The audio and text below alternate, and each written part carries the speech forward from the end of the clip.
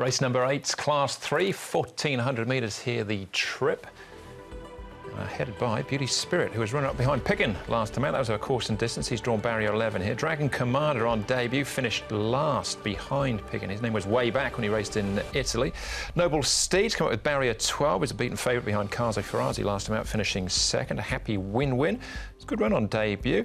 He finished 6th to Game Changer. Super Elegance is on debut. A maiden winner out of New Zealand. Earth Trilogy 7th on debut behind the Dead Heaters. Key Witness and Prance Dragon. Smart Charade, course and distance winner 2 starts back. And Happy Force put 2 wins together and finished 3rd to Right Choice last time. He's come with barrier 1. He likes to roll forward as well, Brett. Former Kiwi Super Elegance called Contraband over there. He probably gets back in the field. Recent trials would suggest that. Anyway, there is a lack of tempo here. Happy Force, Flying Murty, primarily the 2 with Comfort Life, and I wasn't really thinking there was much more pace in the race. Noble Steed, Beauty Spirit potentially can roll a little closer, particularly Beauty Spirit from the wide alley. That will be an option. Very unlucky at his last start was Noble Steed, but he hasn't had much luck with the draw here.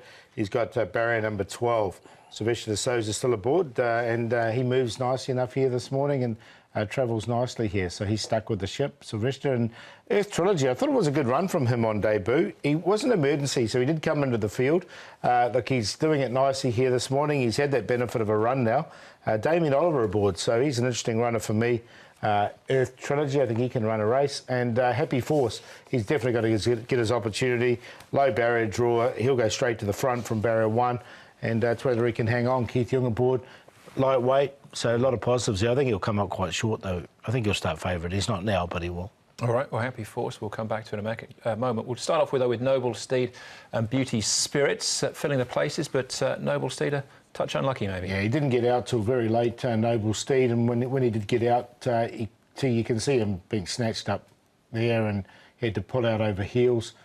Beauty Spirit ran a nice race, and Noble Steed, once he got going, hit the line very strongly, but just couldn't peg back the eventual winner. So it was a good run from him, but the problem being he's drawn 12, so it's going to find it a bit tricky from that draw, I thought. Beauty Spirit's drawn 11 too. Yeah. I like Beauty Spirit. I think further better for him. He's a bit like Lucky Girl, big, gangly, tall, heavy type who covers the ground well. Maybe Noble Steed finds himself some room maybe on the outside as opposed to be on the rail, possibly.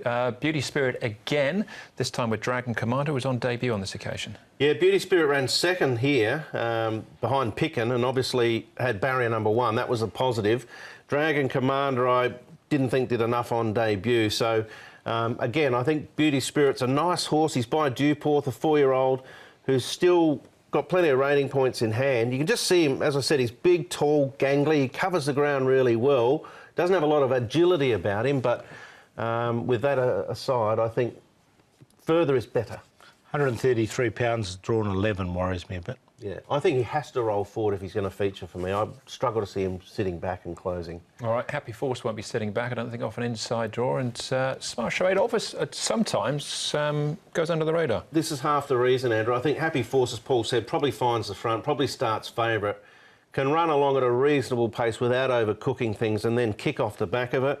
And I'm with you as well. I think Smart Charade, he showed with that win on International Day that he's got some talent. He beat Noble to Love. We know what he's been able to do since, so I'm going to include them both. And Paul, Right Choice is a handy form reference. Yeah, very good form around that horse. So I think he's going to be right there at the Happy Forces. Looks like a race for him, a nice race for him. All right, Noble Steed's current favourite, but it's reasonably open. Yeah, I'm going to go. This is where I think there's going to be an upset in this race, and I'm going to go with Flying Murty. This will be his 4th run, so he's very fit. He steps up to 1,400 metres. His last 2 wins were in Australia over the 1,400 metres. He's got really good gate speed, and as Brett said, there's not much pace in this race. I think he can get outside Happy Force, and these 2 can dictate. So at the prices, I mean, 6 is going to start 50 to 1. So 6 to beat 14. Earth Trilogy with that run under his belt, Noble Steed, unlucky last time. 6, 14, 10 and 5, but happy to make Flying Murty my long shot.